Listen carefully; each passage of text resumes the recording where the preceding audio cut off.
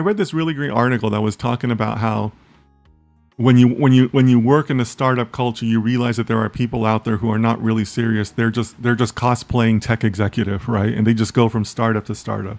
I like the way the person put it. They're cosplaying tech executive. So I think that there's a lot of those cosplay executives taking advantage of the dumb VC money that's out there right now, right? Because you can basically start anything.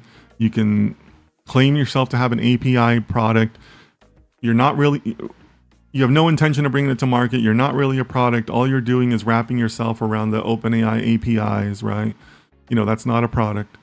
And they're basically just, burning up stupid venture capitalist money, right? So some of it out there is legitimate, right? But a lot of it is not. I would go as far as to say that some of the more serious AI companies out there are very likely right now to be in stealth mode. Like they're not going to be out there saying they're not going to be out there at all, right? They wouldn't be out there saying this, and they just wouldn't be out there at all. They're probably in stealth mode, right? And it's probably going to be that way for maybe like another year, maybe less. Like in 2025, maybe you're going to start seeing some more announcements, like legitimate announcements from legitimate AI efforts, right? But like the ones that are out there now are probably just, the majority are probably just fake. It's all vaporware. The ones that are in stealth mode are the ones that I'm more excited about. And I don't want to say there's more than we think, but there's going to be a couple out there. That's what my gut tells me. I've worked with startups. I've worked with the Silicon Valley culture and the good parts of that and the moronic parts of that. But I think the bigger companies are in stealth mode right now.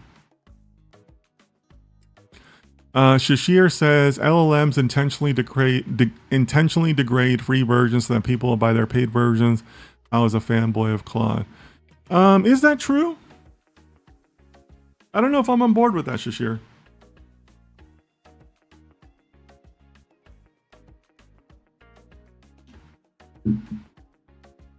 The times that I've used Claude, I was definitely disappointed with how quickly they meter you. I think you can only do like a couple hundred lines of code and then you have to take like a 4-hour break or something like that. So I think that's why they do it. Or that's how they're, causing you to pay, right? But I don't think that they would intentionally degrade their own model because, that's their biggest reputation, right? Like that's their biggest marketing.